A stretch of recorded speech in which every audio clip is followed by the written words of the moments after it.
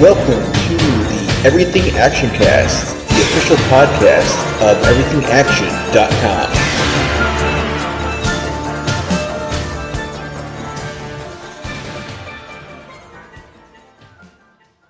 Hello and welcome to the Everything Actioncast, the podcast for the week of January 15th, 2024. I'm your host, Zach. I'm your co-host, Chris. And we got our latest issues of Thrasher magazine and our best skate decks because we were watching, we watched the 1989 skateboard classic, Gleaming the Cube this week for the podcast. It's celebrating its 35th anniversary.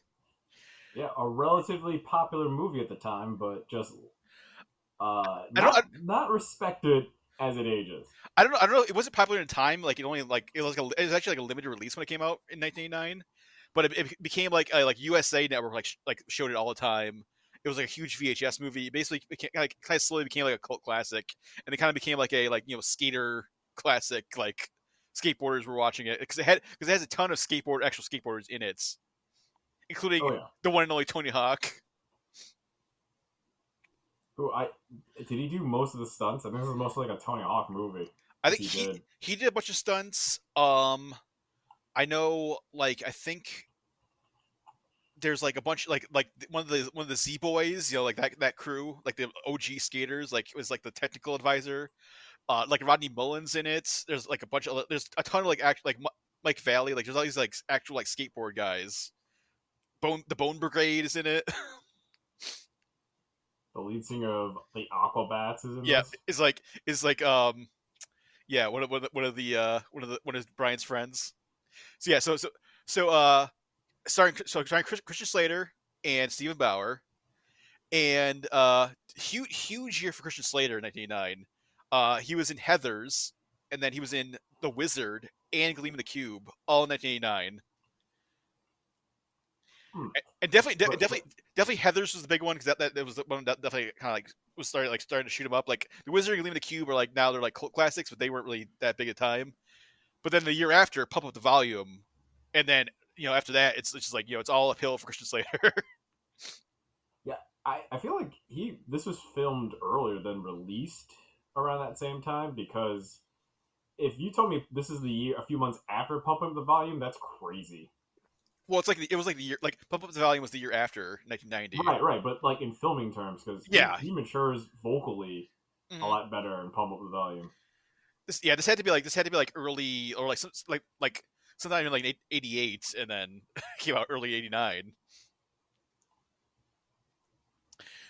And then Stephen Bauer, who probably best known for he was in Scarface, like Manny Rivera in Scarface.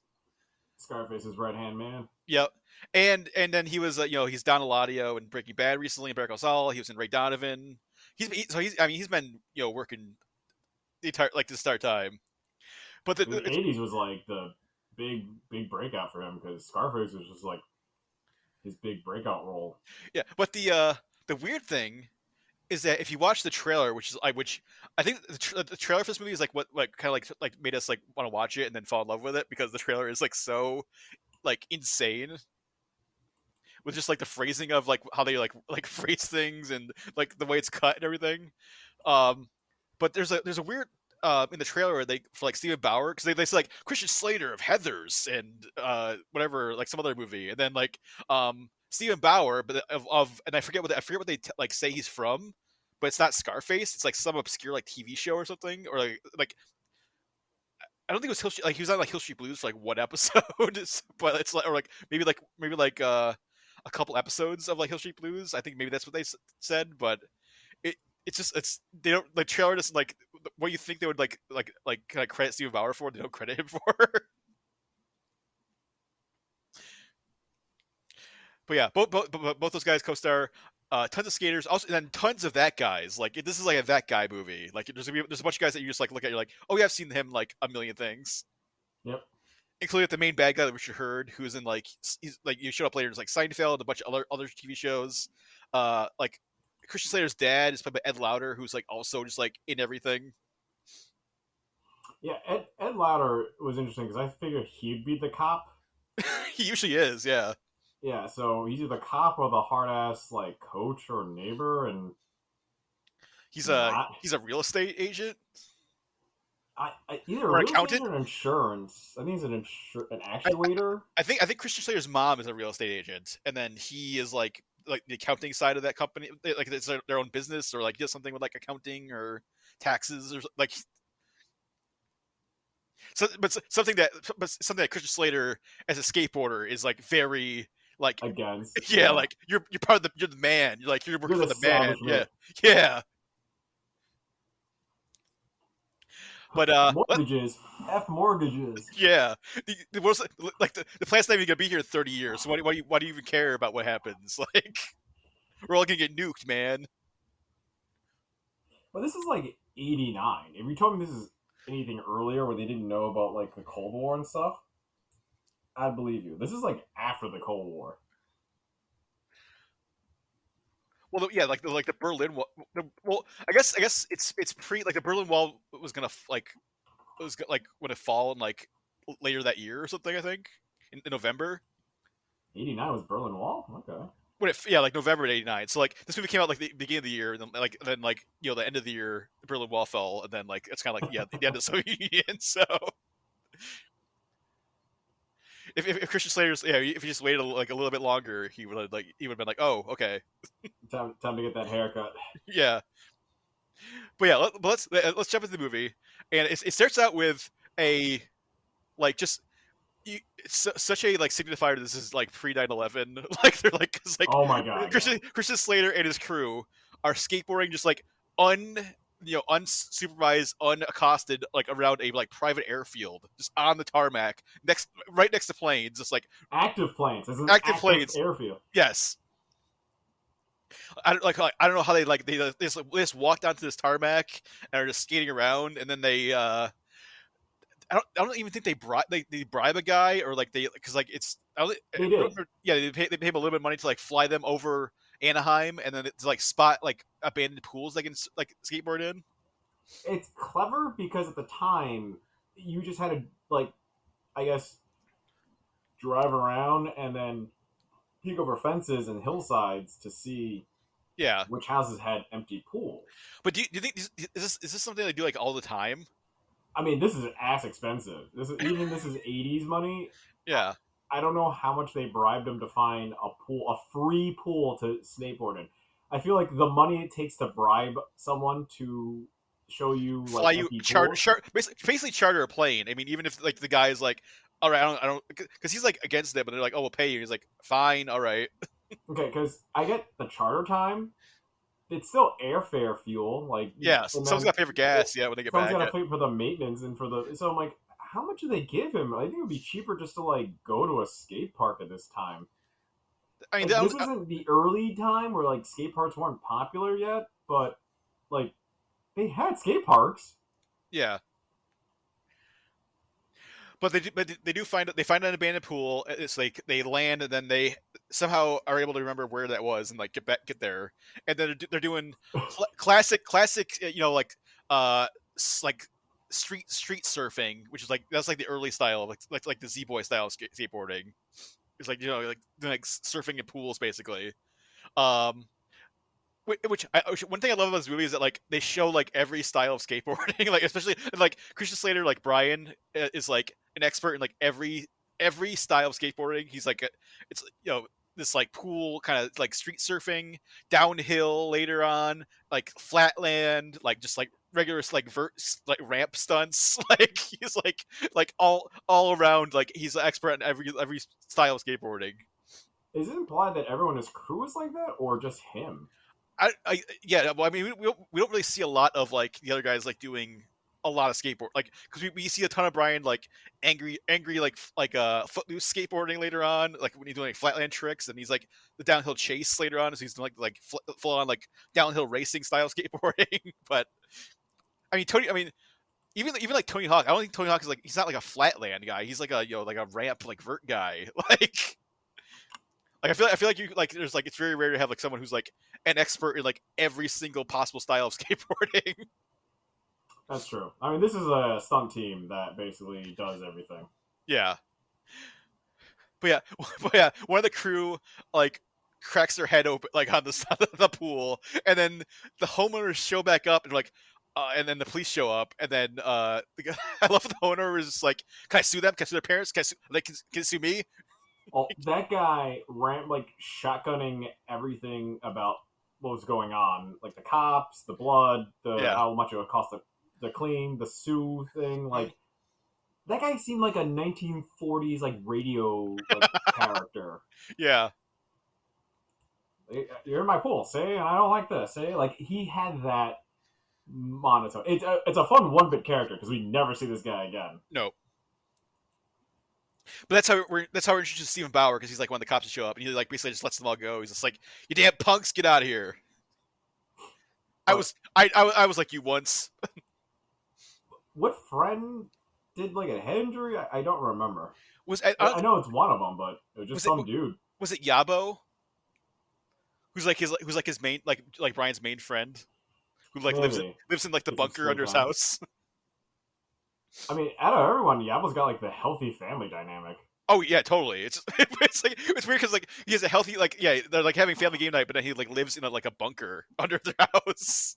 He treats himself like a weird outcast, but Yeah. like meanwhile, his family's like very loving and Mhm. understanding and well-to-do to have like a pool. Not okay. We're just skipping ahead, but when later on when Brian visits Yabo at his house, like they have a pool that they skate in. Yeah. Like Hmm. it's like already like somehow It's skate all park it's all horrific it's all graffiti and like they apparently it's clear they use that for like skating. hangouts. Yeah, skating, hangouts, do whatever. So it's like, what?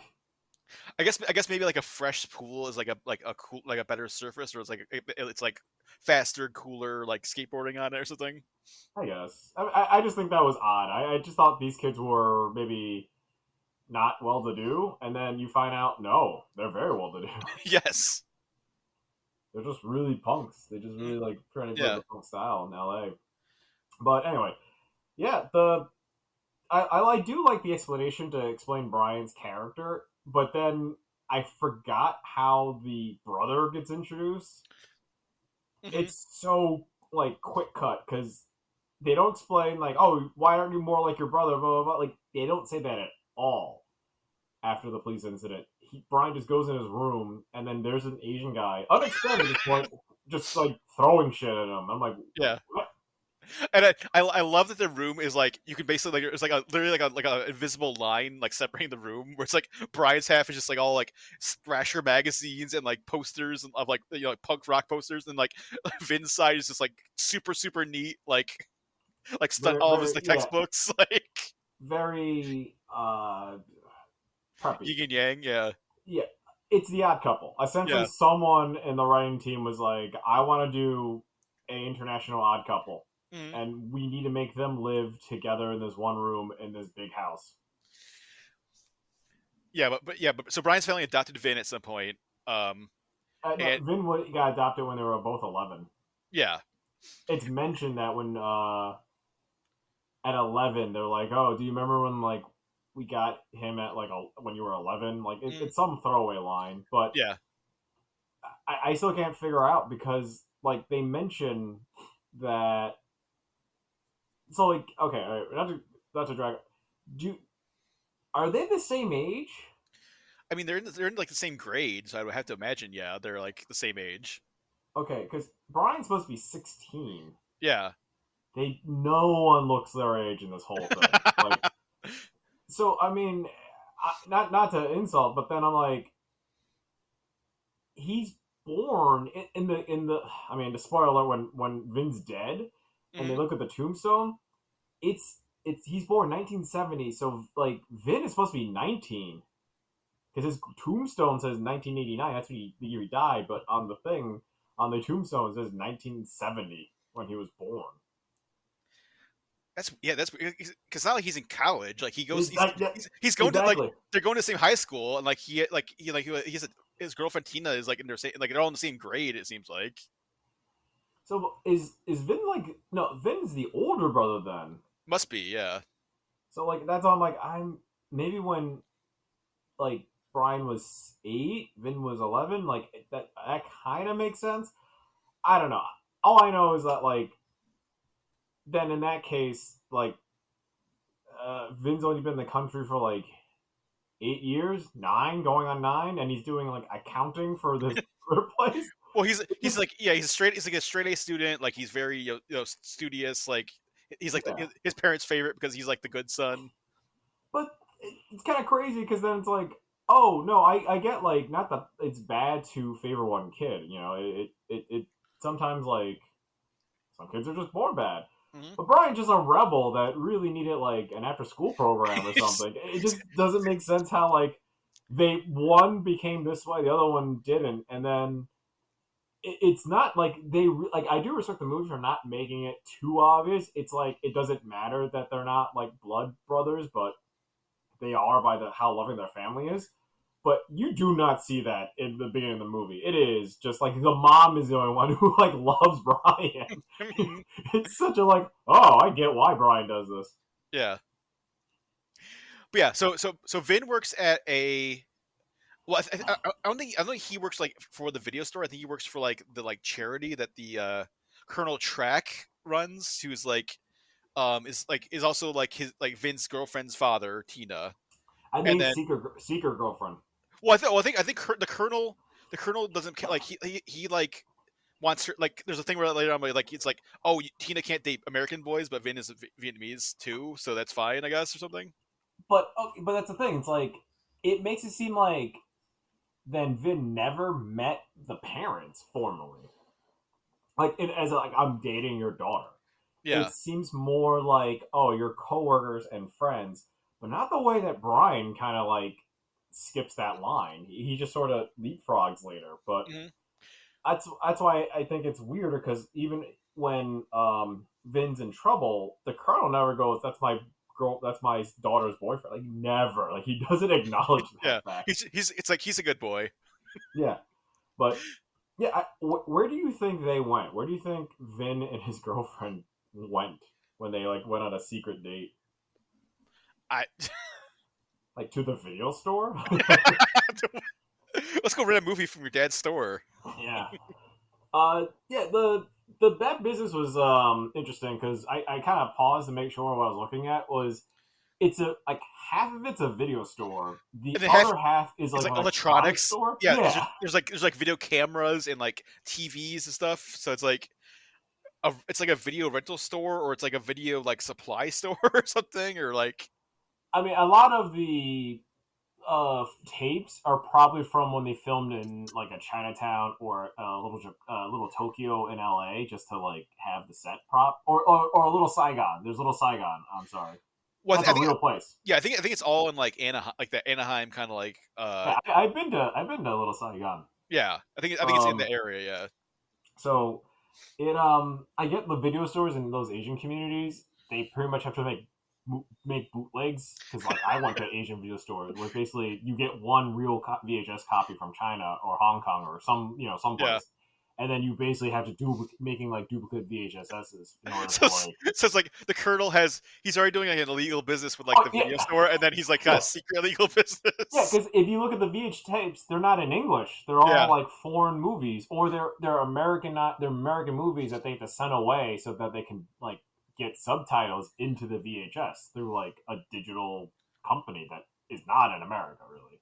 Yeah. So yeah, like and then he's bootlegging it. Like all those VHSs are what like you get from like a mass produced VHS like thing at like a PC Richardson Son or something. Yeah. Do you know what a PC Richardson Son is? I don't know if No. that's like only No. local. Okay, that's I guess like a New York thing. But Vin doesn't work for the video store. He works as a shipping clerk for Which is like everything in that business of Mister of the the Colonel. Colonel. Yeah, so it's he's a shipping clerk for the Colonel's other like side project, which is the Vietnamese Anti-Communist Relief Fund, because the Colonel fought for the he was on the like the U.S. side during the Vietnam War, but then he's trying to ship supplies back to the people who are still fighting the communists in Vietnam. And so it's supposed to be shipping. They're supposed to be shipping like medicine and medical supplies to, and they're like raising money to like buy medical supplies for like the people in Vietnam. But then, Oh, okay. I kind of misunderstood that part. I was just like, whatever. Like, yeah, I thought he was. I mean, it's messed up, but I thought he was the colonel on the other side, and then came to America. No, yeah, Uh, because the organization is like the Anti-Communist Relief Fund, and yeah, like, they really have to stress that because if not, you're like, wait, what? and you can tell the colonel is very American, like very pro-America, because he's always wearing like a Los Angeles Rams hat, and like he's got like all this like Americana around his house and his office and stuff. So But then he won't let his daughter daughter date date an American boys. Yeah, American. He loves everything else about America. he loves the football. He doesn't love the boys.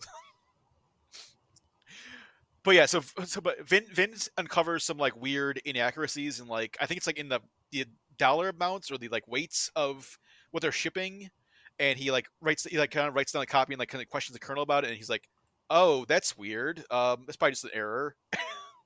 Well, that's the whole thing about this movie.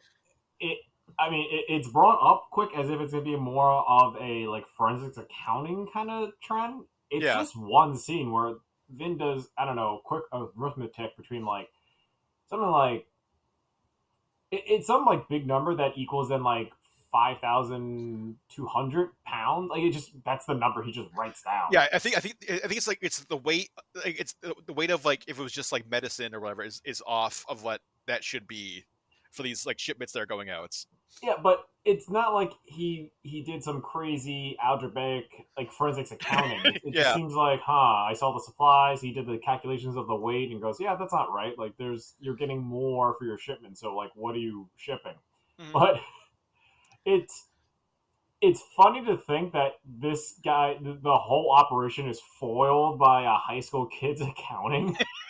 Mhm.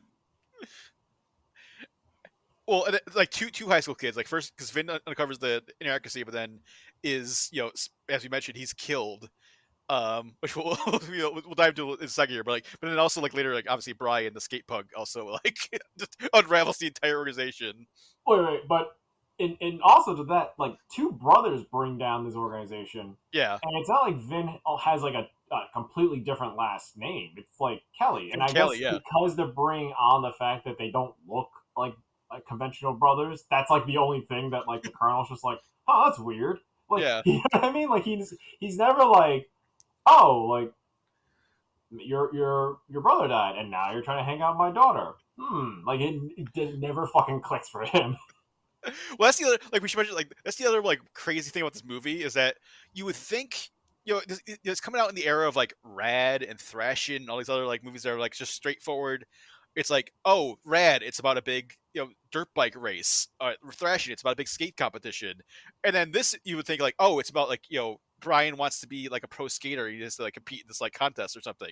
No, Right, right. it's an international smuggling conspiracy crime thriller. Like, What you would never be like just from the cover, from the title, never think that. it feels like two scripts just got like shuffled together, and then they're just like, oh, this seems right. I guess the I wouldn't skateboarding. even say like two scripts. I think a guy had a beginning and end, and then that was it. And then I don't know. He just said, "Give me another movie." Because if you literally watch the first 10 minutes of the movie, and then maybe the last like before the last minute like scene where like Brian's in the hospital and saying that like his parents love him, Yeah, like what? Like you just think he just won the championship or something. It yeah, just the rest of it in this section we're definitely going to dive into just gets crazier. yeah. But yeah, so after Vin uncovers like that inaccuracy, he takes it upon himself to go to the warehouse where all the VACRF supplies are being kept, and he triggers an alarm, and then the colonel's partner, Lawndale,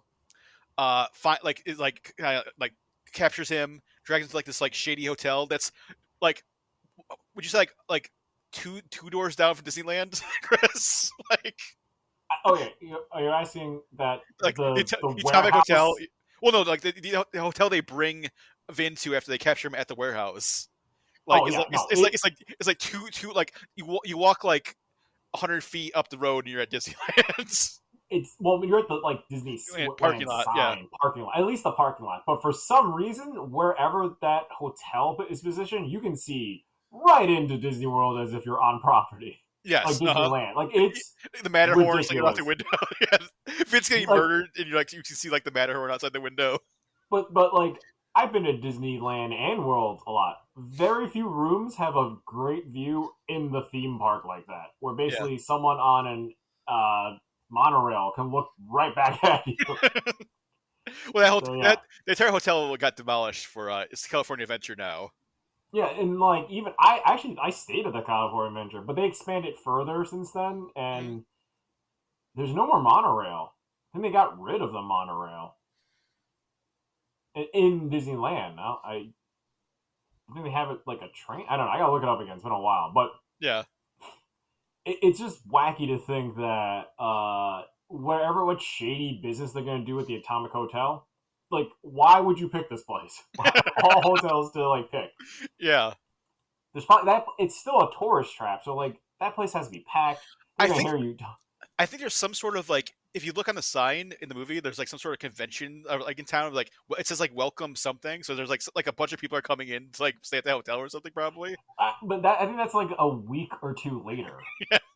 I saw the I know it's like near Yeah. the middle of the movie. The detective goes and checks out that place, but Mhm.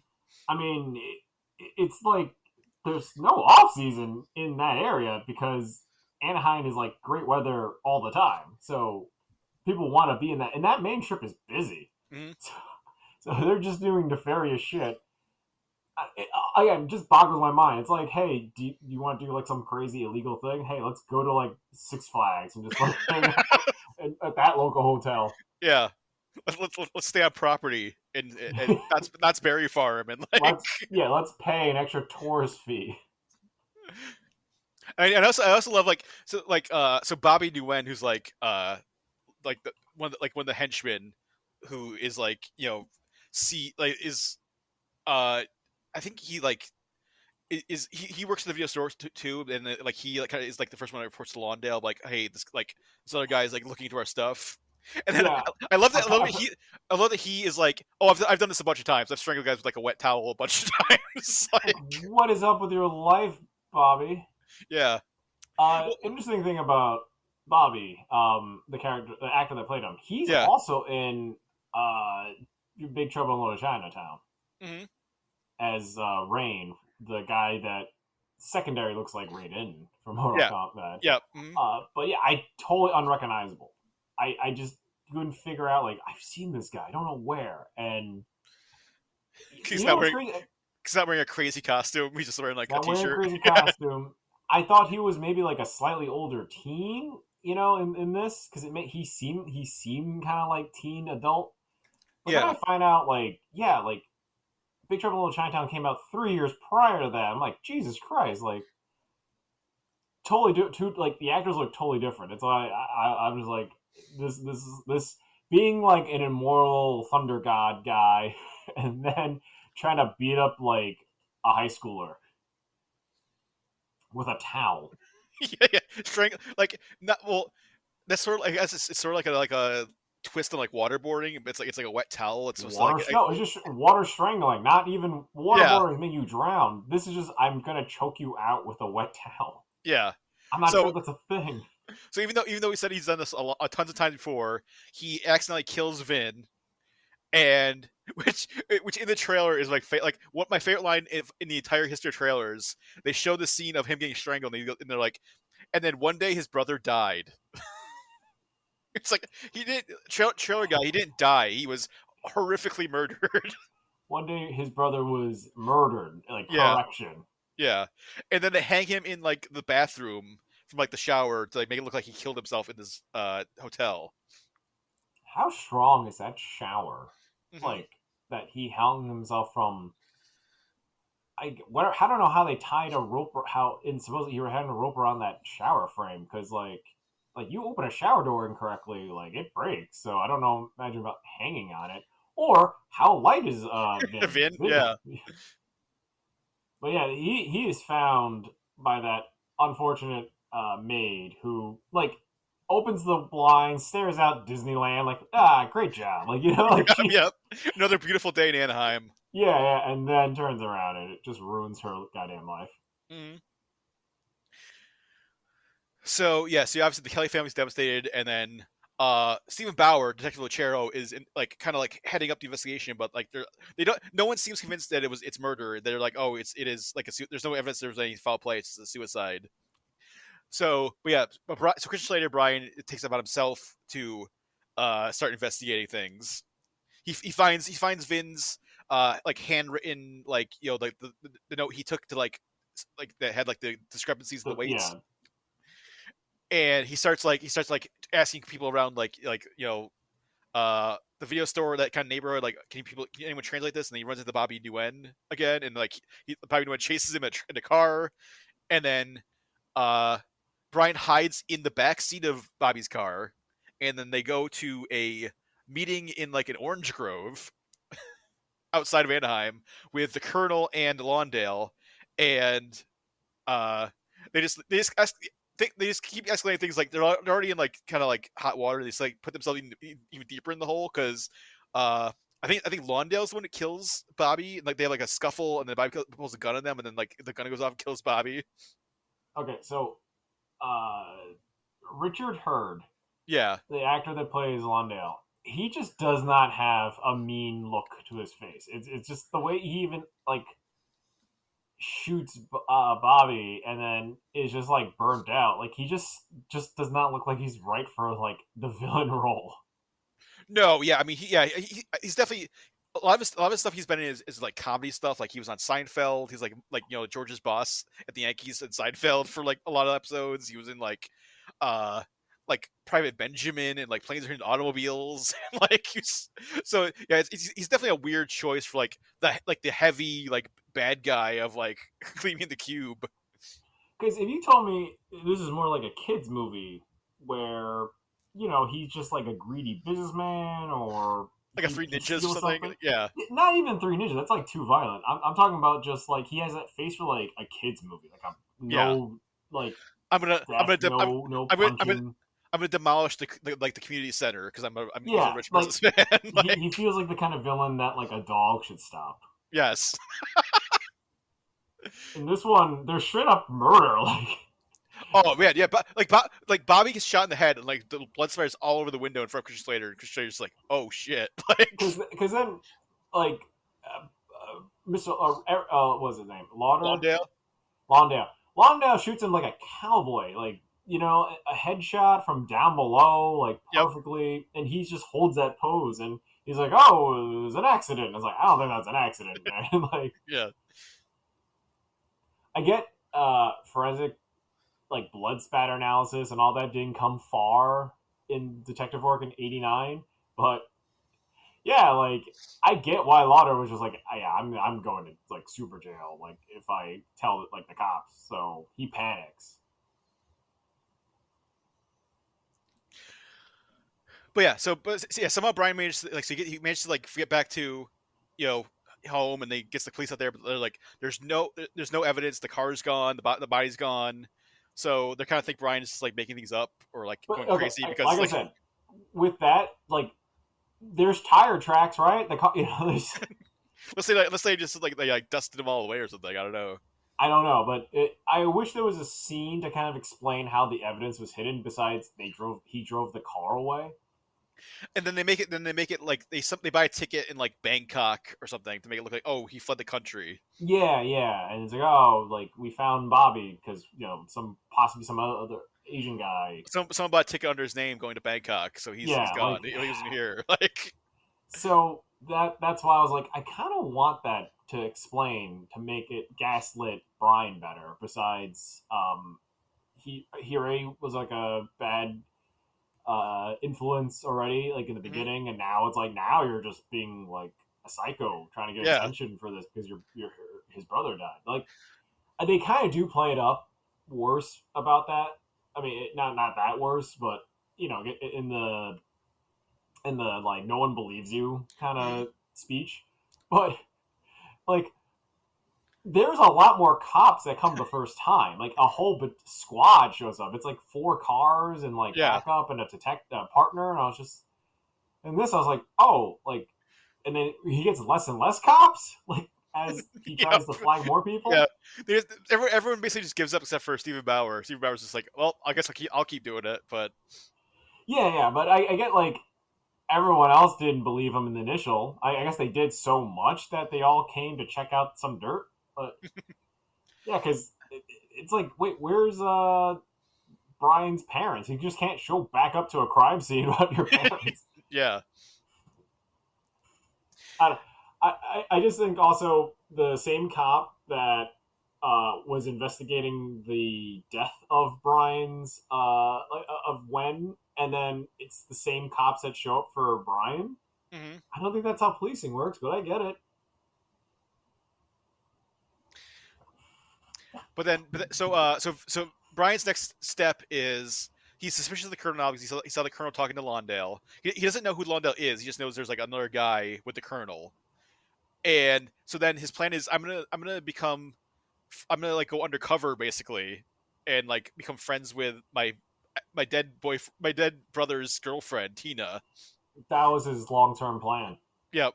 No, wait. It wasn't that initially, but that's what happens. Well, he tries to talk to her school, and he's like, oh well, no, but that's not what starts it off first. So what happens is he like if you like this is legit what he does.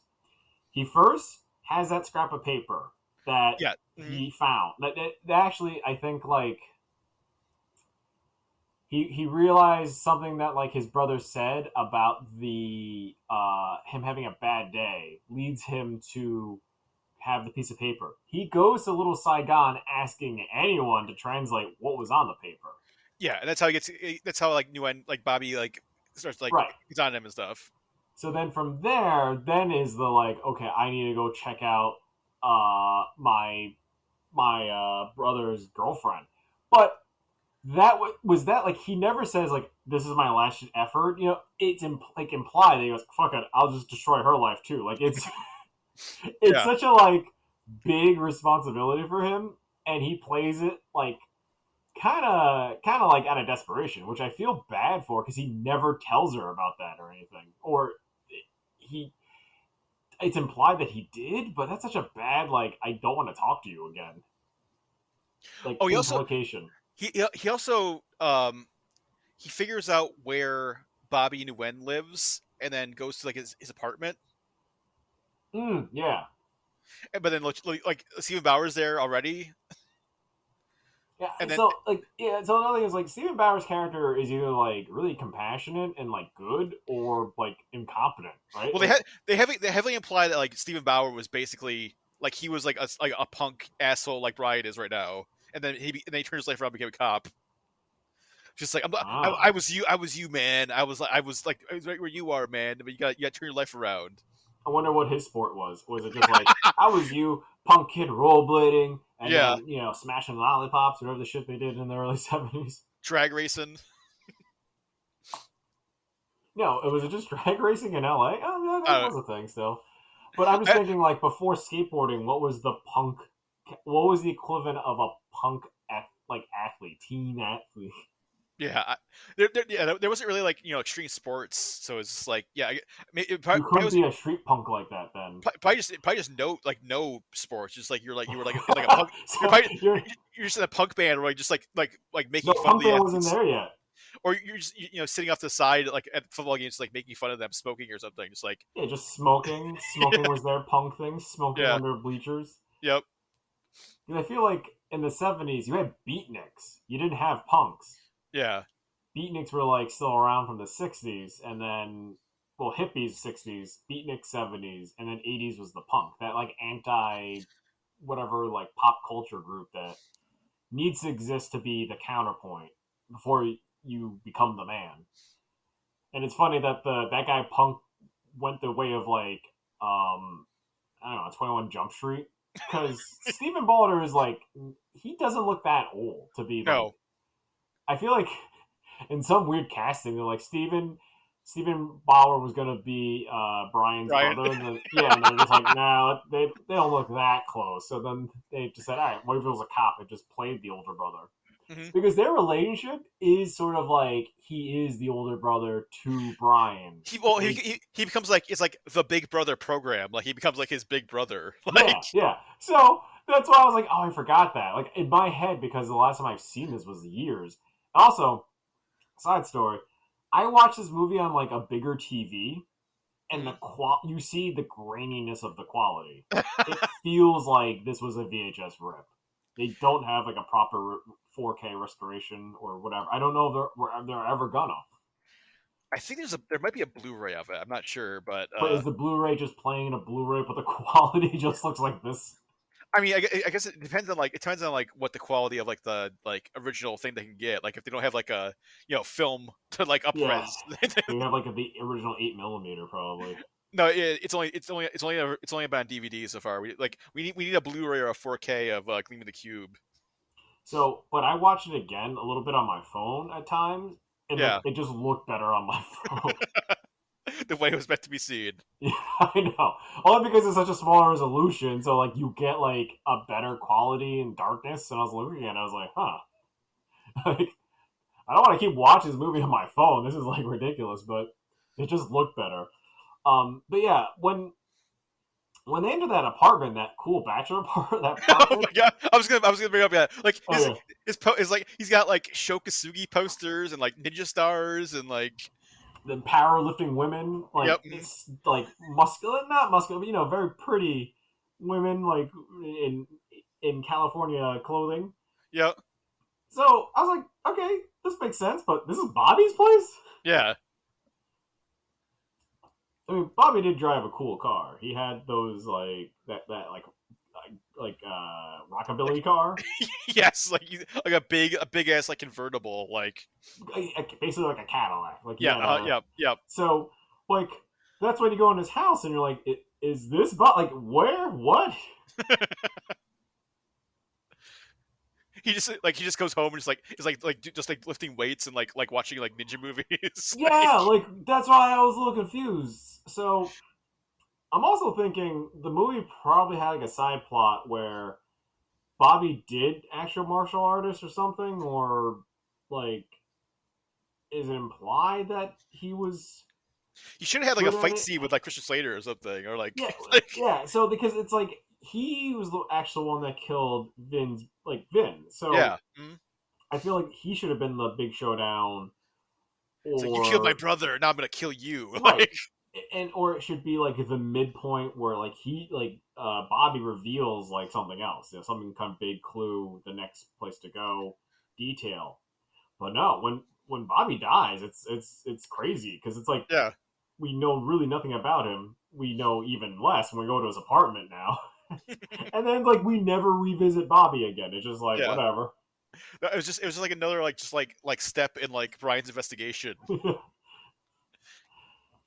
Yeah. But then his next big step is to try to like get close to Tina, because then that'll get him closer to the Colonel, and then maybe he can figure out more about what's going on with Vinh.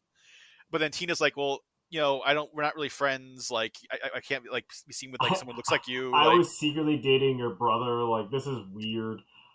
Also, like, I just think it's also a weird tactic, and also how the movie pushes forward their relationship.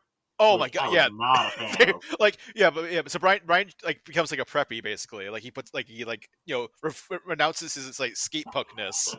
Renounces. And starts wearing like sweaters and like khaki pants, and then the greatest sin of all, riding a bicycle. Yeah. Watching his friends freak out was pretty funny. Like in the group, and he goes to school, and everyone is like, "Whoa, no, oh, whoa. Look at Kelly! Look at Kelly! Look at him! Look at him!" Yeah. So that's why this movie, the violent tones that come in are just out of place, because this is another thing the movie could have been, where maybe something goes wrong with Brian's skateboarding career or like something, so then he gives up skateboarding. Like this is a beat.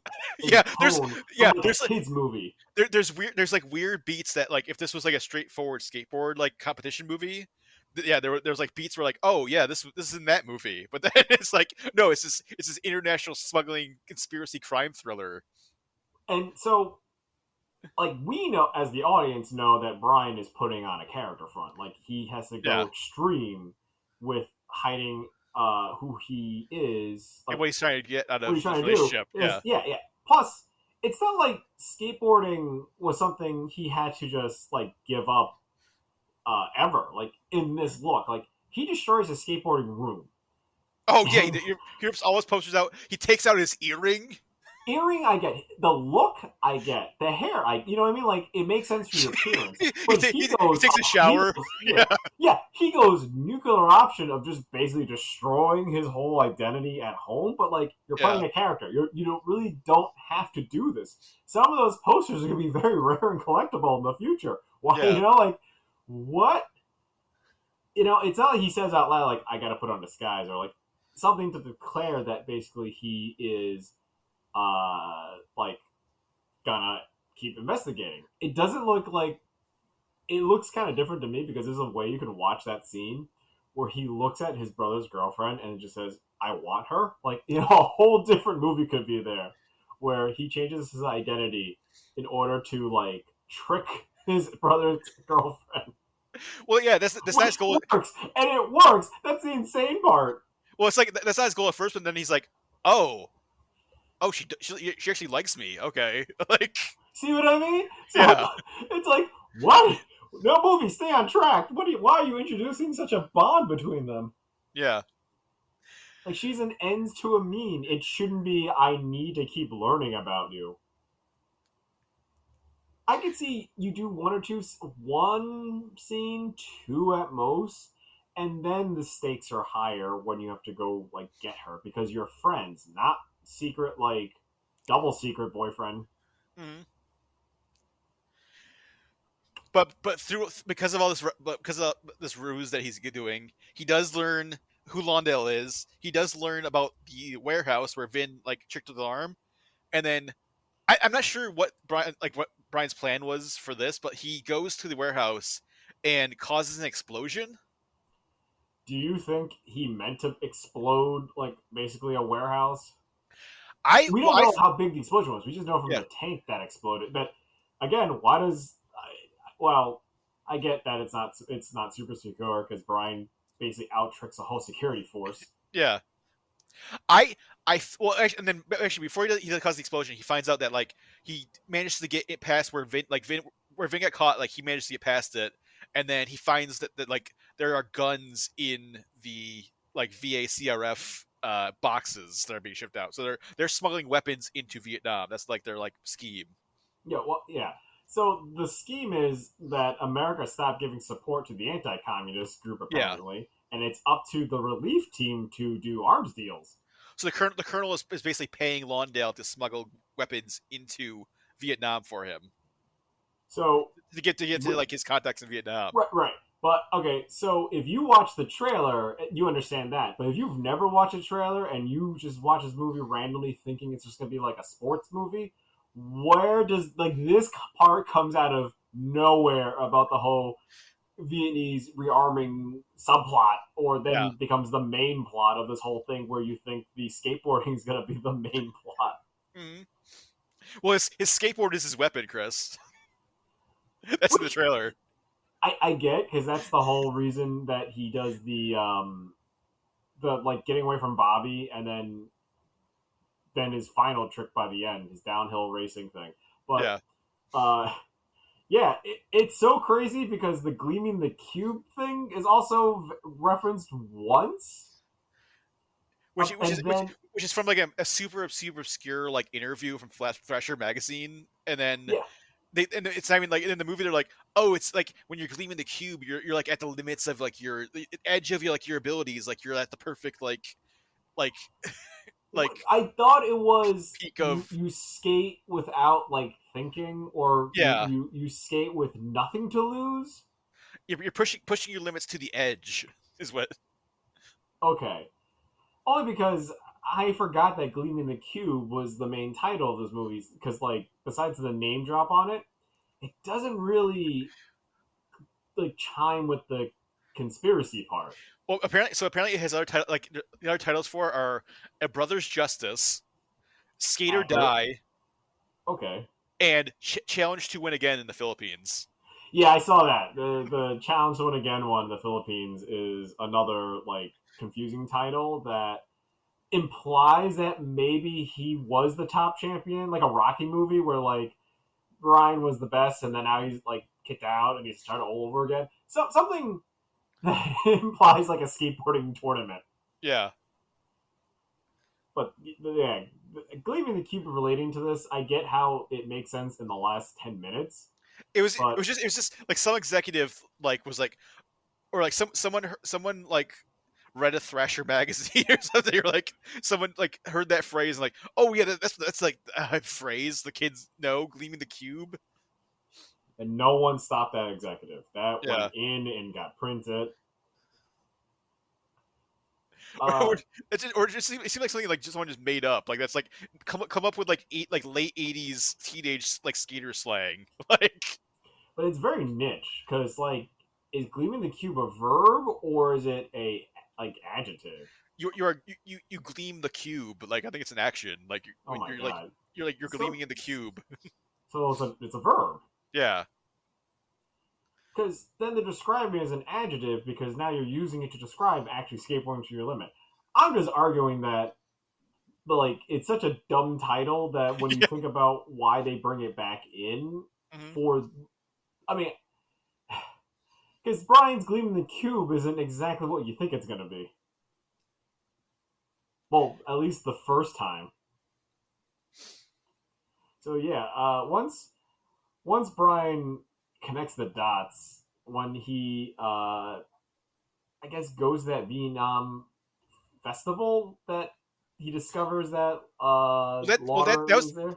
That was earlier. That's where I like learns okay. Londell's name, and then when he's like he figure out Londell's name, then he's like, oh, I'll then he like puts all the pieces together, like, oh, Lawndale owns this warehouse that like is where the supplies are, and that's when he goes to like like he causes an explosion, and he like leaves like the ram's cap.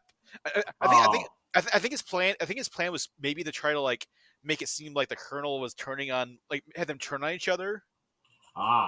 But then like that doesn't like work out at all. Like Lawndale is just like totally like immediately figures it out and like it's like, oh, it wasn't the Colonel. Like it's this damn kid. Like, you know what? I think you're right. I mean, you're totally right because I totally forgot that. Like I'm remembering the scenes out of order because logically it makes sense about the finding out Lawndale, then blowing up his warehouse after finding out the evidence. Like that kind of plays better. Yeah. And then Lawndale going like, "Who the fuck is this kid? Did the Colonel send him or something?" Because that plan of thinking it's going to be they're turning against each other fails in one conversation. Mm-hmm. Like immediately, it's just like, "Oh no, I didn't do this." Oh, okay, I believe. You know, like it was that simple. Mm-hmm. And then Lawndale's like, well, I don't know, I'll deal with this now. Like my plan for this. Well, Tina like shames her father, like because like Brian tells her like, oh, your dad's like involved in like smuggling and like he killed Vinh or whatever, and then Tina like confronts her father and he's just like, oh yeah, I did, I confess, like I'll tell you everything I did. Like, well, no, because Tina finds out that it's Brian that blew up Lawndale's warehouse, and he finds the like, lighter that he just like stole from her dad. Yeah. But then when she finds the lighter, Brian's like, okay, I'll tell you everything. Like, I think your dad was like involved in like Vinh getting killed or whatever, and tells her like what he thinks, and then like Tina goes to, like confront her dad, and then the Colonel's like, oh yeah, you're right. He's like 100% right. Like, and then he wants to stop, and then I was like, we can't stop. There's money. Well, before that, the reason why Brian gets confronted was that like her father sent her away to her uncle's, and then she just went to Brian's house. Yep. Big leap in like comfort. Stays the night in Vin's bed. She confesses to him that she has like feelings for him too. Yeah. Like more than she had for Vinh. You're so much better than your brother. It's just like, oh, okay. Yeah, it's such a bad look, and it's like they don't really have that much chemistry. Yeah, how long has it been since like Vin's funeral? Like a couple days. Like the way they're talking about their feelings, it makes it seem like they genuinely fell in love over time from just having a Yeah. connection. This seems like the week after. Like, it is so weird. But hey, before we get kind of the end part, like the last act, Hmm. you want to talk about how weird that um like we barely see Brian's parents that much, like for grieving parents.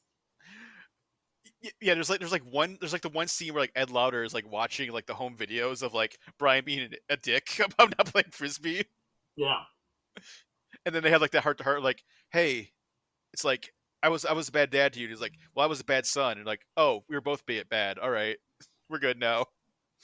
it's a Kelly tradition. Yeah, But I I get it. Like they like really don't want to focus in on that, but I think Brian should have just said like, hey, like I'm gonna like get justice or something. I'm I'm gonna be the justice skateboarder.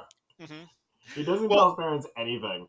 no, yeah, so Brian comes up with a plan that is sketchy at best, which we find out soon. But he goes to like his buddy Yabo's house because apparently Yabo is like a like savant at building skateboards, and he built so Yabo builds like this like super fancy like brand new skateboard for Brian. Which I love all like the techie like it's like these wheels you gotta put like these like black graphite like wheels on Well, and like yeah, I mean, there was he drops a line that makes sense where he's building this board. Goes like because Christian Slater wants a speed board. He doesn't need yeah like something tricks endurance. yeah Probably yeah, no tricks, no extra weight features that basically either give him like other terrain to skate on or like long like I guess longevity to the parts. He just basically just wants to build a car. Like he basically wants just like yeah a high speed board that I just feel like no, it's nice to see in a skateboarding movie, but like it takes so long to get to this part about him building his perfect weapon. mm-hmm. You know, like Because he blew up his other board with the in the explosion like he used that to like transport like a flaming rag like into like the propane tank and blew it up.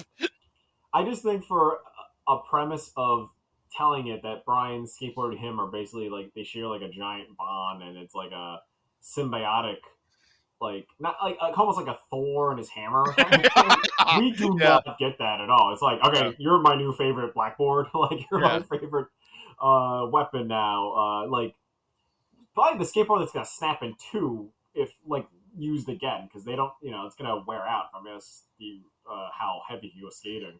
Yeah. And then he also has Yabo like rally like all the other guys like Tony Hawk and all those guys. And Tony Hawk is crucial because he works at Pizza Hut, and they need the Pizza Hut truck as part of this plan. And they all rally at Pizza Hut. I do like that. I mean, as a blame product placement, it's still fun, but I forget like then it's the Pizza Hut car that they could drive at like 5 or 8 in the morning. Yeah, Pizza Hut truck. this like Tony Hawk just has the keys. Like they just let him have the keys to the truck all the time because he's the delivery guy, I guess, or something. I get it. If he was reliable and maybe his parents own it, drive it, something. They own the Pizza Hut. we Yeah, we have very little with Tony Hawk. Buddy. Yeah, Yeah, Tony Hawk, whose character's name is Buddy. But I like that he's got like a bedroom with like 5 phones. Yeah, a couple of phones. Is that because of Pizza Hut? Like they need to call him up and get an emergency pizza? Because all the all the that's what I'm all, saying. Like when you discover that he is the Pizza Hut driver, and then he's gonna rally everyone at that Pizza Hut. It's like so. Like you're just on call for either pizza emergencies. all the calls to Pizza Hut go to like Tony Hawk's bedroom. Yeah, it's like they didn't have a headquarters for the communication, so it just goes to Buddy's we, house. we got this Pizza Hut. The Pizza Hut doesn't have a phone, so Tony Hawk, like we need to like route all the calls. You need to take all the calls to your house, and then come here and drive the truck. So you know how Pizza Hut and Domino's and a lot of food delivery services now that you can schedule your like Mhm. pizza for the next day or something. You could do that now, and I Yeah. saw that. So it's like before that was like implemented, you basically had to call some dude like at Tony Hawk's place and be like, "Hey, at tomorrow at like 8 p.m., I would like you to deliver a pizza." Hmm. Like, and there was a chance that a guy like Tony Hawk might pick up the phone.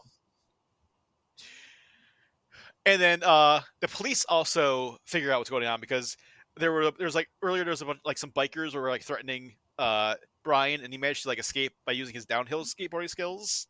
And then they get arrested, and then Uchero, like Stephen Bauer, and then his there's like the one cop that like served in Vietnam, so he knows how to speak Vietnamese, and then like it managed to like get like the guys are like taunting them in Vietnamese is like, oh, Lawndale, okay. They're like, oh shit. Yeah, I did think that was clever. So Yeah. I also feel like you in I guess like the popularity of Vietnamese language wasn't there as it is now, but you can still record conversations and send it out for analysts. So if that knowing that can happen, these idiot like biker guys just don't understand like shut your mouth or like Yeah. wait for a lawyer. These dumb cops don't know anything. Like, Yeah, and they're just like probably talking about the crowd. I'm like, yeah, that guy paid us to try to murder that kid. But like, it's just like yeah. it seems like something that we could definitely confess to as a comedy act. But they they treat the scene pretty well. Hmm. But yeah, so everyone kind of converges on the Colonel's house, and like Londell's there. He's threatening the Colonel, like he's saying, like you can't, like we got, like we're too far deep in the plan, like you can't quit. And then Brian, I don't know what his like plan was, but like what he does is like, he jumps on his skateboard through like the window of like the Colonel's office and knocks into Lawndale, but Lawndale still like shoots the Colonel. Wait, And he then skateboards into that room, right? he somehow he climbs over their back, like their back like wall, Because and then he flies in like and he does, feet first, yeah high up. he does some sort of like he like ramps off something in their backyard, then like flies into the window and then knocks into Lawndale, but then basically knocks himself out, and the Colonel gets shot. Tina gets kidnapped by Lawndale. Lawndale steals a police car, and then there's like the whole like finale of the movie is like this giant chase where Brian's chasing it on a skateboard, and then like some like the skate crew is like following them, or like he tells them where they're gonna be, but they don't really do anything. Oh, okay. Here's the insane thing about that part, right? The skate crew, because it implies that Brian's plan's going to go perfectly well, and he's then able to a certain degree in case there's a chase, Yeah, like in case there's a getaway car. Then it relies also on Brian getting to a payphone or something in order to call car phone. Yeah, car something he needed to then call his friends. So I don't know. Like it is really hard to time things. It's not like the crew was on a timer just in case you can't meet communication. No cell phone or anything. So it's like, how no, do you trigger this massive skater horde? yeah, and But it's like they don't even like try to like it's not like they're trying to like kind of like get Lawndale into like a different like on a no, specific street or something. It's just like they just like kind of like drive past him, and he's just like, wait, what? Like it's like a skateboarders. distraction. Like, It's like yeah, at best maybe a 2 second distraction, but it's like so dangerous of a distraction for what they are doing. They're trying to stop a man with. I don't. They don't. Do they know about the gun? I don't know. There's like no, like right in front of this maniac dude who's got nothing to lose, and they're like, totally. Let's take the Pizza Hut truck. the only thing they really like the only thing Brian really does is like he like later on like jumps like kind of like sketches on the Pizza Hut truck to like Yes, get to like a different part like off the freeway. But that was cool. It doesn't make sense in the long run, but it's cool. and as just going back to Skate Crew for a second, I love the like epic shot of them like coming over that hill, and like there's like that music because like this Yes, like it's like chase music. It's like this like kind of like like 80s chase music for like this action scene, but then like it cuts to like this like it's like very like synthy, just like wow wow wow. And it's like the Skate Crew's that like coming over the hill. And you think for the way they're coming to like a rescue, they would take Yeah. this shit more serious. It's like, They're oh just shit! kind of, It's like, oh shit! The skate crew's here. yeah. Like, Like, this is what you would see in like Lord of the Rings, the Two Towers when Gandalf reappears. The way it's the same tone, and so yeah, looking at this, and you would say like, oh, do they bring bats? Do they have something to like a net? Something to actually do. They're just like coming down as if like no one's ever seen 10 skateboarders at once on that hill. And a pizza Hut truck. And a Pizza Hut. I mean, I would stop at the Pizza Hut truck and be like, is this like a terrible... Because if you're on the street watching this, you just think this is a goddamn Pizza Hut stunt. Like some sort of publicity thing. Because the way it's shot, it's just like, no one's doing anything that crazy. They're doing some tricks, but I think they're doing it to break. Right? Like, yeah. Because if they're just coming down doing like skateboarding tricks, like that's a weird distraction.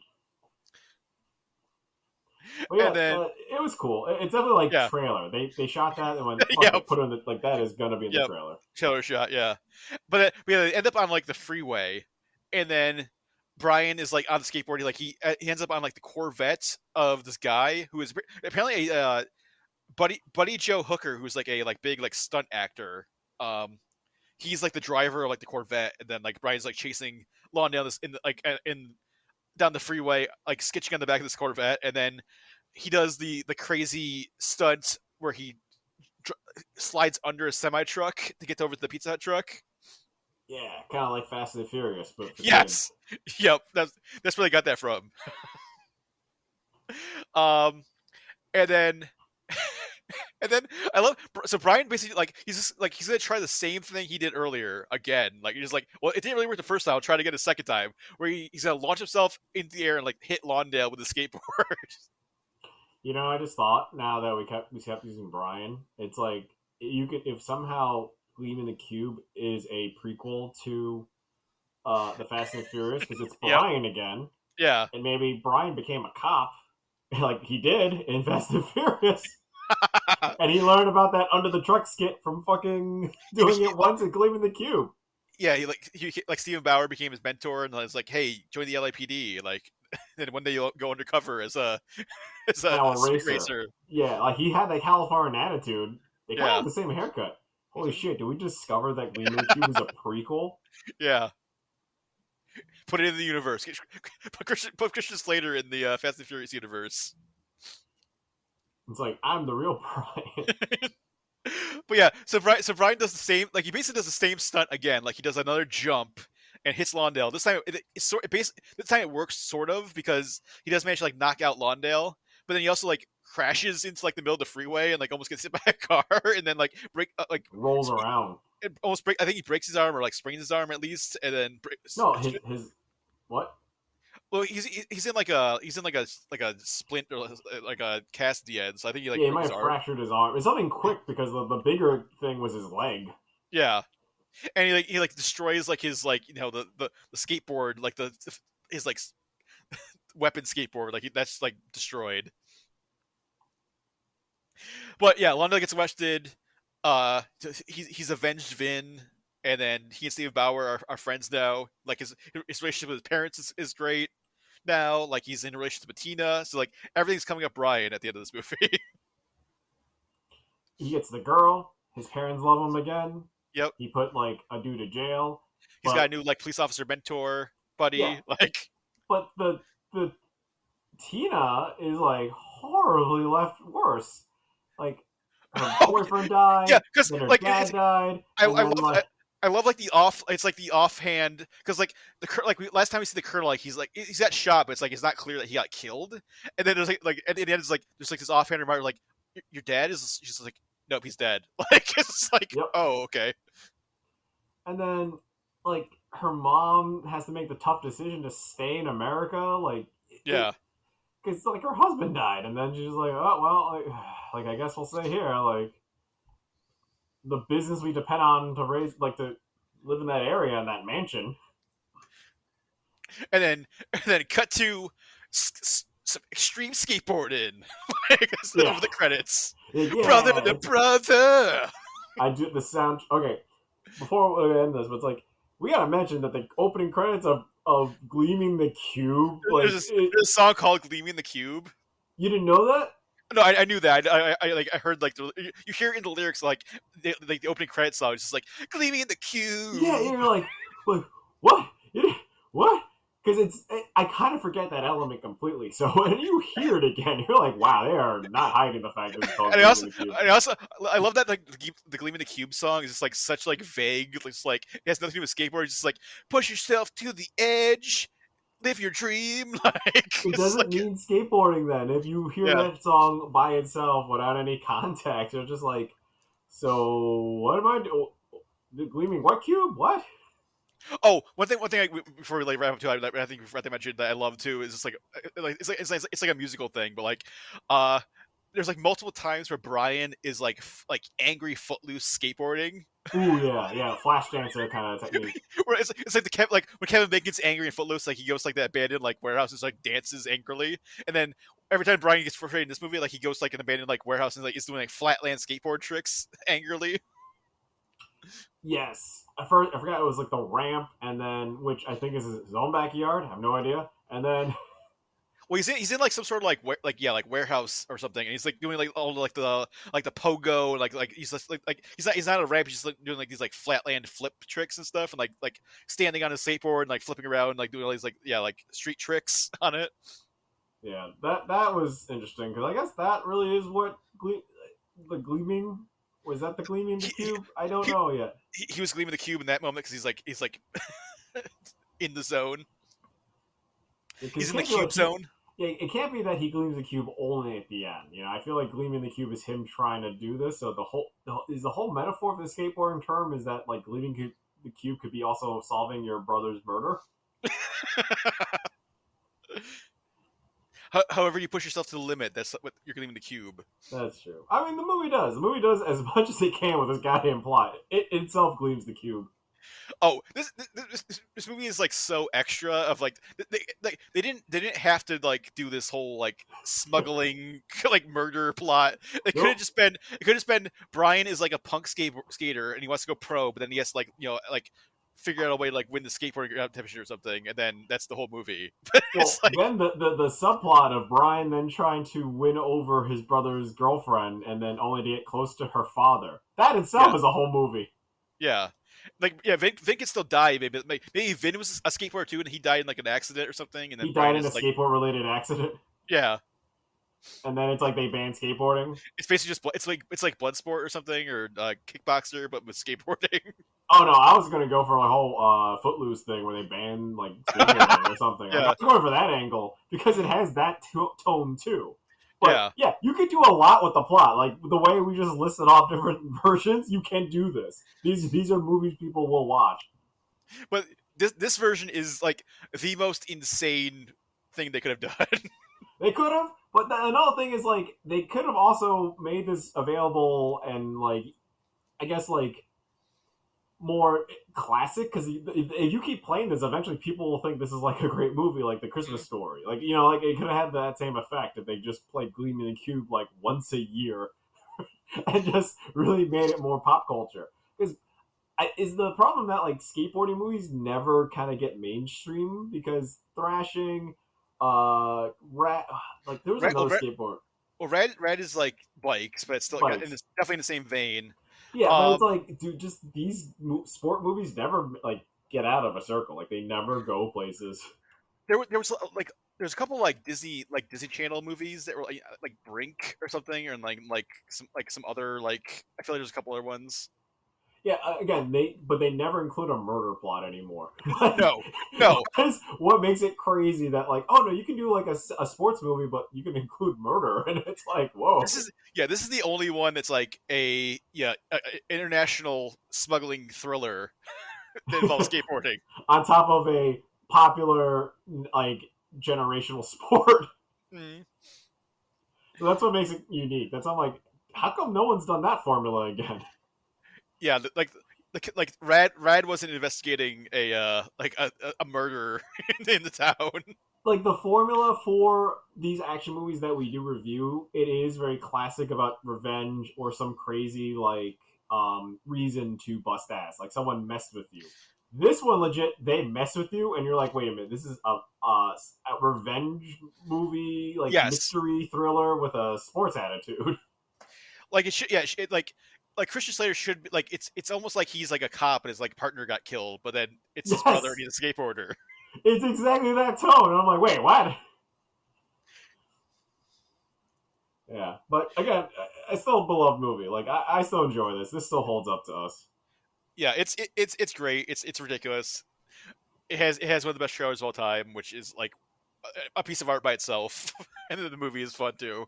But yeah, so that was Gleaming the Cube. Happy 35th anniversary of that movie. Definitely check it out if you haven't seen. If you've listened to all this, you haven't seen it. Like, go watch it because it's still, even if you listen to this whole thing, it's still you still haven't gleamed the cube. Yeah, you haven't gleamed the cube. And then come back next week. We're gonna be celebrating another anniversary. We're gonna be celebrating the 50th anniversary of Hulk versus the animated movie. We're gonna dive into Hulk versus Thor, Hulk versus Wolverine. Maybe get some early hype for Deadpool 3 and like that version of Wolverine and Deadpool. And maybe that version of Hulk. Who knows? Maybe Hulk will show up. Who knows? Who knows? Will show up in Deadpool 3. But yeah, we'll dive into all that animated Marvelness next week. And head over to the site for all of our usual stuff. We got reviews, trailers, news, all sorts of stuff over at everythingaction.com. Check it all out. Check out previous episodes of the podcast and our monthly commentaries. And yeah, so for Chris, I am Zach, and we will see you next week. For more Everything Action, head to www.everythingaction.com.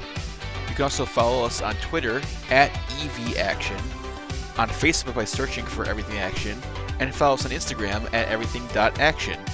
You can also subscribe and get more episodes on Stitcher, Apple Podcasts, and Spotify.